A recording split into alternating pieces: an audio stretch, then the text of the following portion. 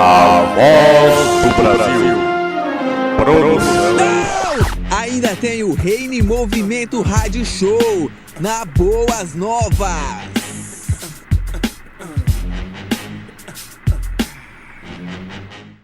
E aí, galera da Rádio Reino, beleza? Olha eu aqui de novo, o Carlos Reuel, e hoje eu queria fazer um episódio com vocês sobre livros, sobre literatura, e eu trouxe aqui uma amiga minha, Ellen. E aí, Ellen, tudo bem? E aí, gente, tudo certo? A Ellen, ela é ativista nessa área de educação e ela sabe um pouco da importância que a leitura é pra gente, né? E pra sociedade em geral. Sim, realmente. A gente percebe, né, que a leitura ela tá lá enraizada na educação. Inclusive, a gente percebe que esse gosto pela leitura ela sempre cresce quanto mais é o nível escolar da pessoa. Inclusive, é um negócio muito legal observar o salto que a gente tem de gosto pela leitura quando a pessoa sai do ensino médio e vai para o ensino superior. Isso tende a crescer sempre. É verdade, é verdade. Porém, a gente vive num país que, digamos assim, que se a gente comparar com o resto do mundo, parece que tem aí um negócio aí da leitura que não tá muito legal, né? É, realmente. A gente vê algumas pesquisas e, assim, a gente fica feliz que tá crescendo. O pessoal gosta mais de ler, mas, assim, atualmente a gente percebe que pouco mais da metade da população brasileira, de fato, é leitor. E a gente considera um leitor o cara que leu pelo menos um livro nos últimos 3 meses. Só que apesar da gente ter essa metade de população que gosta de ler, ainda assim a média de leitura de um brasileiro é de 5 livros, sendo que necessariamente esses 5 livros não precisam ter sido concluídos. Nossa, que coisa triste que é o brasileiro, então a gente ainda não conseguiu ler como deveria e a gente percebe que os países mais envolvidos leem, né? Isso aí não é querer ser chato assim, né?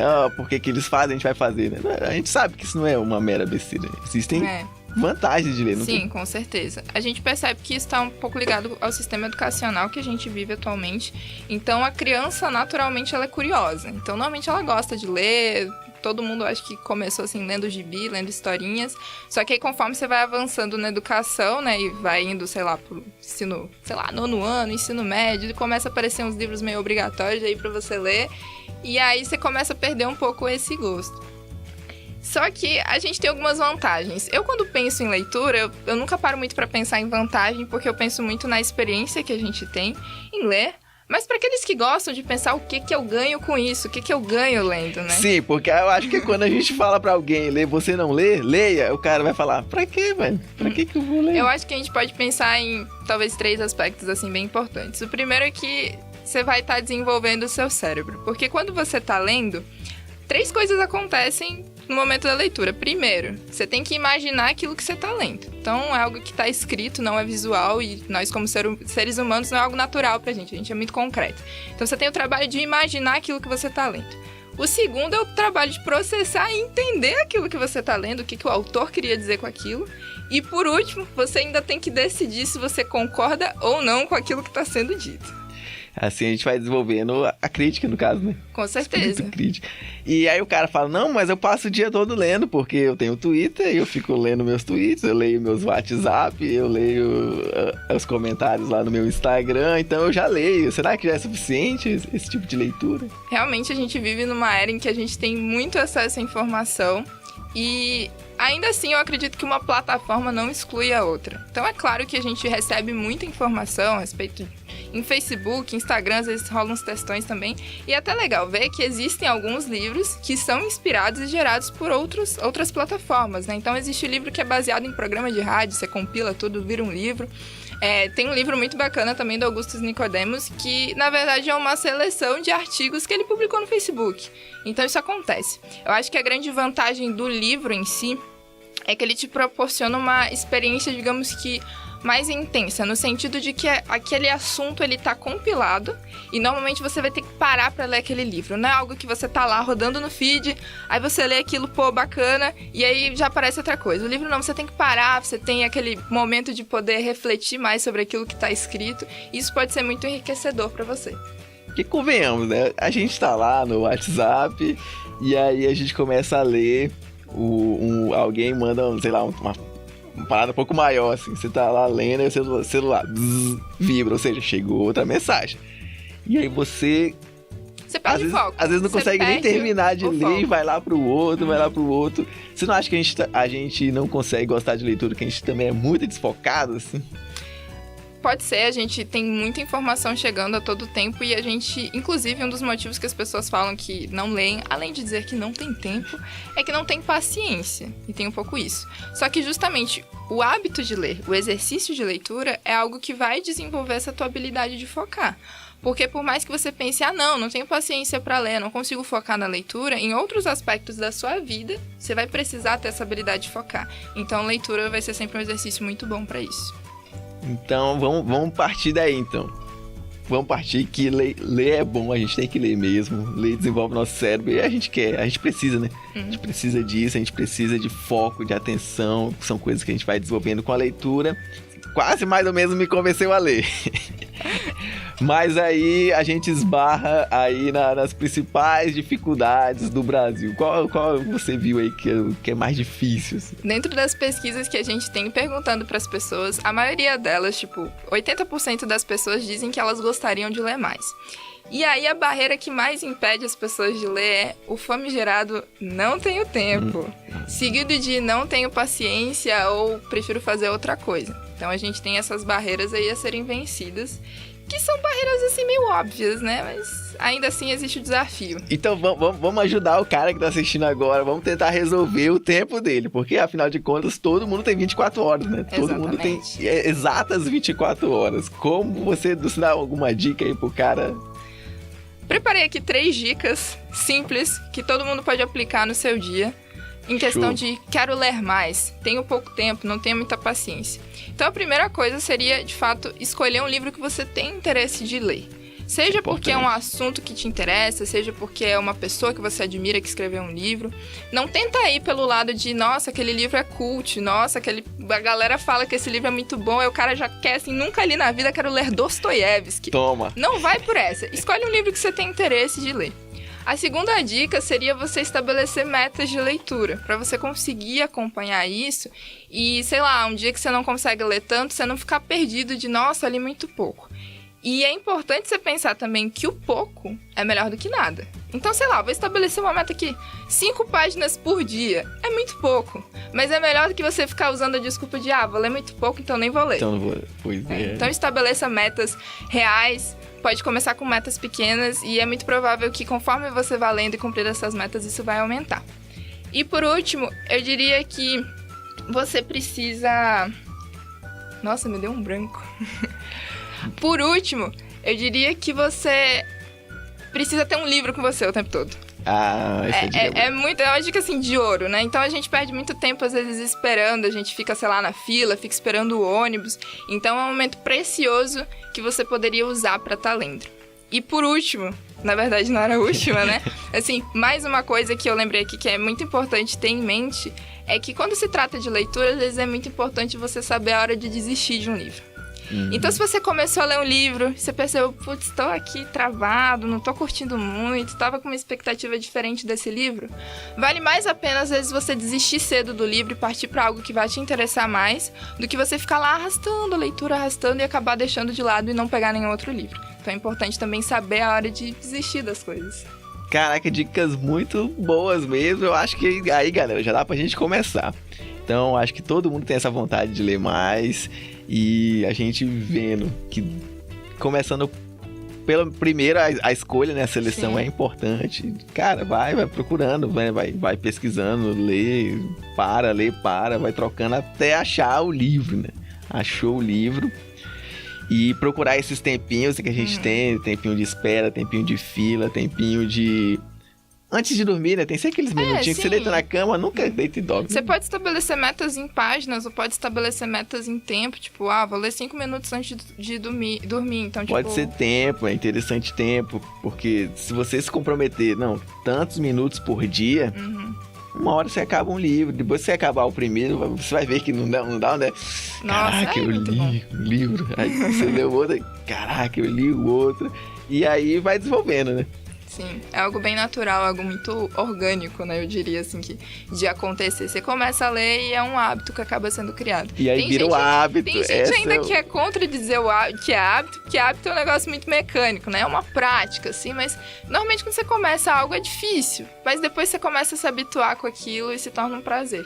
Se a gente pegar lá, como você falou no começo, de exercitar o cérebro, e a gente pensar na leitura como um exercício físico, fazendo um paralelo, né? A gente vê que a gente nunca começa com aqueles pesos... Com aquele gás, né? Assim, uau! Vou puxar 50 no supino aqui. Não, nunca é, Você né? vai começar pouquinho. Devagar. Ou seja, não adianta pegar autor muito robusto, né?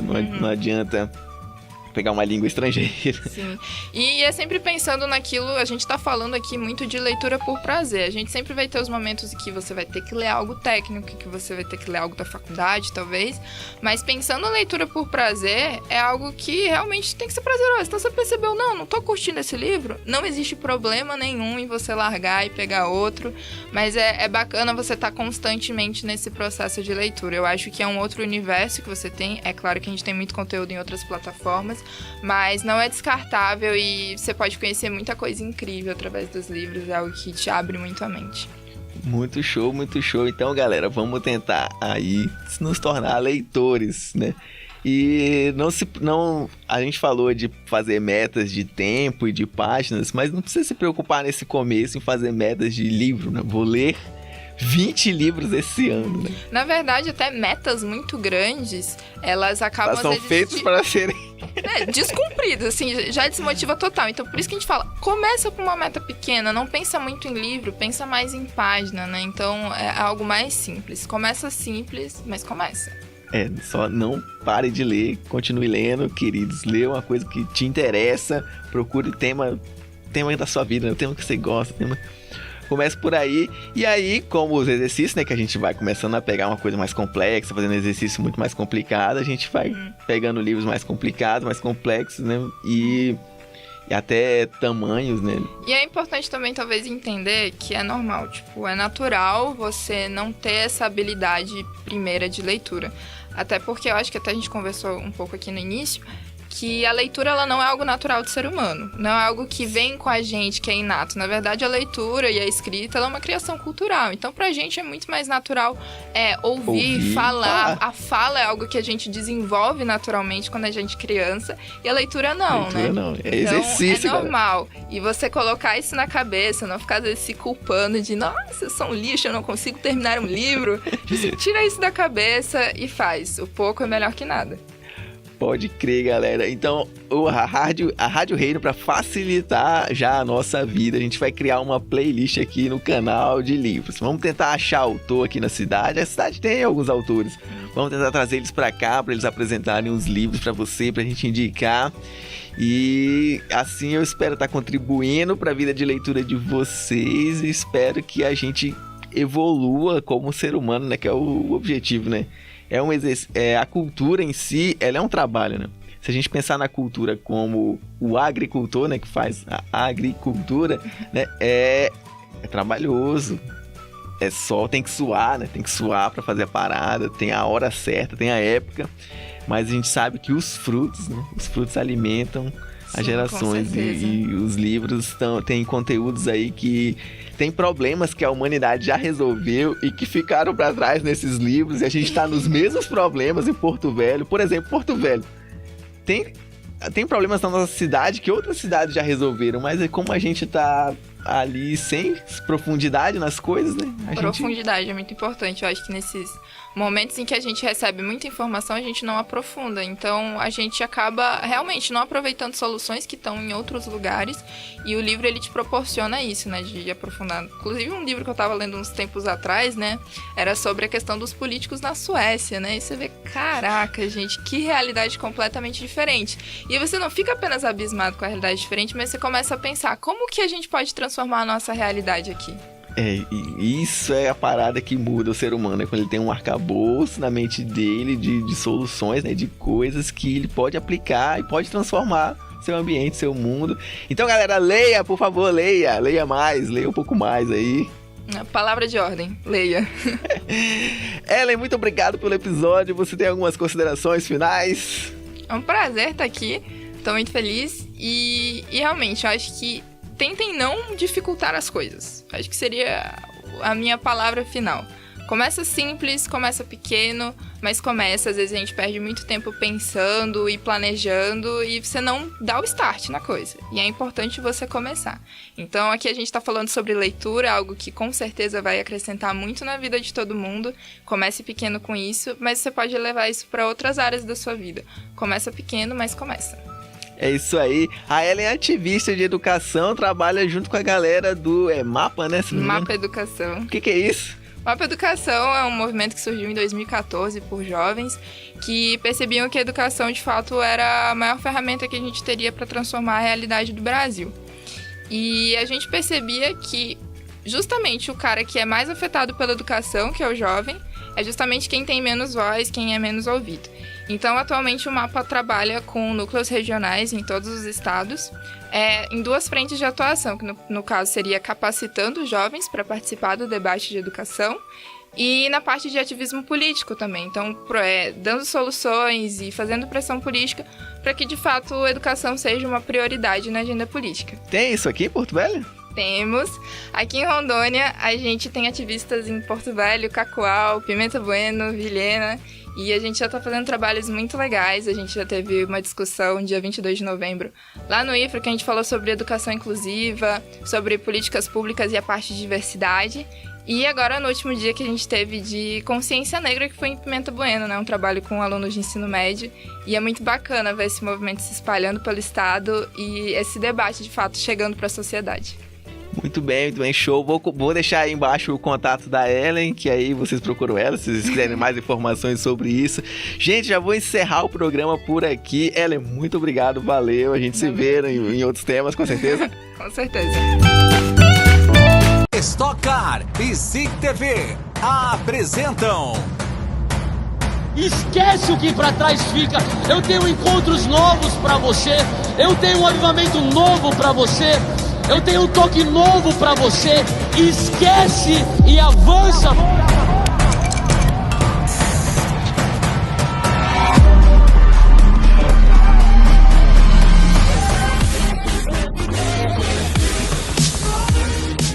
Falou, galera. Bye.